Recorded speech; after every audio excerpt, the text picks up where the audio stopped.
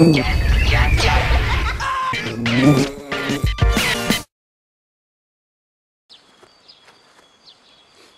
dobro. Pokój dobro. Słuchajcie, to pytanie tam wraca dość często, my dzisiaj odpowiemy na nie też oczywiście. No, ważne jest. Jak znaleźć stałego spowiednika? Tak, bo sprawa generalnie nie jest łatwa. Wiemy, że czasami można się zrazić mocno w konfesjonale, można też być wspaniale przyjętym.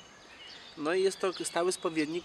Często ta funkcja jest połączona też z kierownictwem duchowym, z kimś nas prowadzi duchowo. No, byłoby dobrze być w dobrych rękach, prawda? No właśnie, i teraz jak to zrobić? No, ja myślę, że przede wszystkim musimy troszeczkę tak, może inaczej. Pierwszy wariant, moim zdaniem, to jest taki, że rozpoznajesz w konfesjonale, kto Ciebie spowiada i ktoś w jakiś sposób zaczyna Ci odpowiadać, ta nauka trafia do Twojego serca, sposób podejścia do Ciebie, taka kwestia wysłuchania, to jest jakby jeden ze sposobów. Tak? Czyli kompetencje tej osoby, prawda?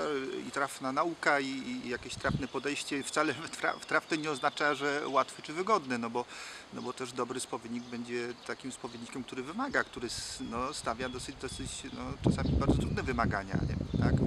A więc to jest też pewnie jakieś kryterium, nie? Tak, i to czyli chęć pójścia do przodu, no i kogoś, kto mi pomoże. No i szukamy go oczywiście w konfesjonale, tak? Spowiadamy się u różnych kapłanów.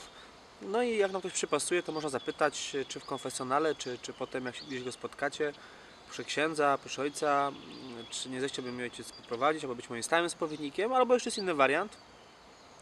Po prostu można do niego chodzić, tak? Tylko on wtedy nie będzie wiedział, że jest stałym spowiednikiem i różnica jest taka, że wy będziecie mieli tą osobę, no zawsze ta sama będzie, owszem, ale ona nie będzie w stanie spersonalizować swojej nauki pod kątem właśnie Twoich potrzeb, no bo nikt tam nie rozpoznaje. Znaczy, każda spowiedź będzie po prostu inna, nie będzie to jakiś ciąg formacji duchowej, tylko że po prostu każda będzie jakby tak, no właśnie tą osobną, jedną, indywidualną. No.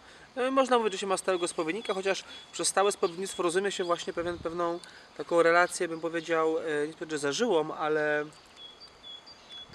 pełną jakiegoś poznania, aby spowiednik mógł Ci doradzić, nie? No zresztą chyba o to chodzi w tej formacji duchowej, bo bez sensu byłaby taka funkcja stałego spowiednika, jeżeli nie jest to związane z jakimś otwarciem ze strony penitenta, chęcią rzeczywistej pracy nad sobą, drążenia różnych tematów, czasami bardzo, bardzo trudnych, bolesnych, no bo o to w tej stałej posłudze spowiednika chodzi, żeby rzeczywiście poprowadzić człowieka do przodu, a nie takie. Zobaczcie, teraz był czas świąt, przed świętami wiele osób było u spowiedzi, to na przykład nie jest dobry czas na jakieś kierownictwo, prawda?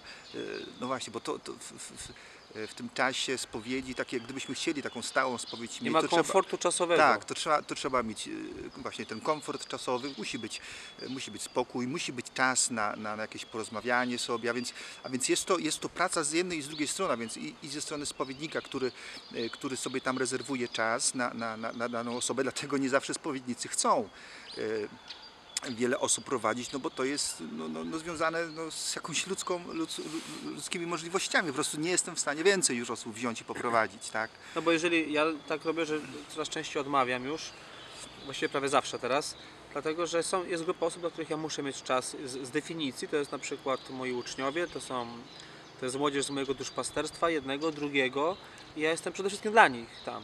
I są osoby, które są jakby wykraczają jeszcze bezpośrednio poza ten krąg i oczywiście kilka osób też prowadzę, no ale jakby z definicji jestem posłany przede wszystkim do nich. A właśnie, podejmując wyzwanie się czyjegoś spowiadania, ja wiem, że ja zawsze muszę znaleźć czas. Tak, i to jest systematyka, tak? To nie jest raz na jakiś czas, w sensie powiedzmy od świąt do świąt, tak? Ale tu już jest systematyczna praca.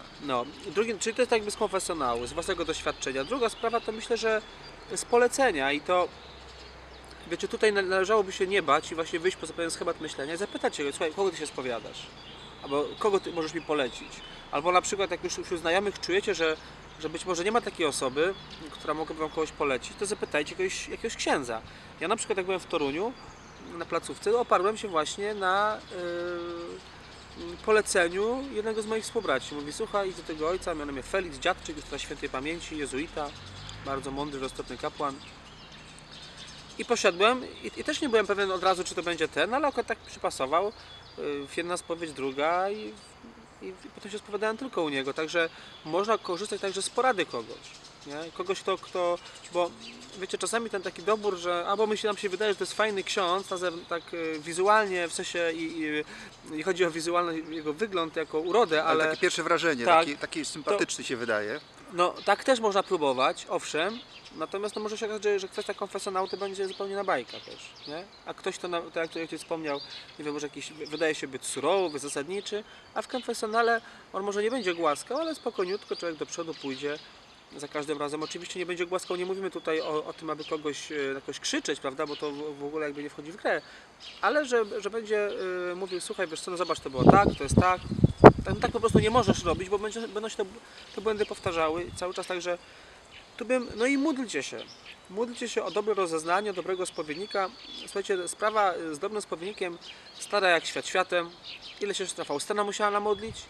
Ona też częstokrotnie była niezrozumiana przez spowiedników. Oczywiście tam była bardzo taka już sytuacja trudna, bo tam dochodziło objawienia prywatne też, prawda, i to wymagało wyjątkowej mądrości, roztropności ze strony spowiednika, ale ona też się modliła o tego właściwego, nie? O tego właściwego. No.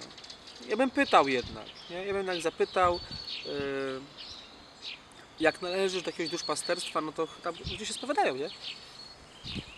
Także... Ale generalnie zachęcamy, jeżeli rzeczywiście macie taką potrzebę i taką tęsknotę do czegoś więcej w swoim życiu duchowym, no to warto się o takiego stałego spowiednika zatroszczyć. No bo to jednak pewnie, że to jest komfort, tak? Mieć stałego spowiednika to jest komfort, to jest luksus, ale no można próbować, nawet zachęcamy. No pewnie, trzeba. Pokój i dobro. Pokój i dobro.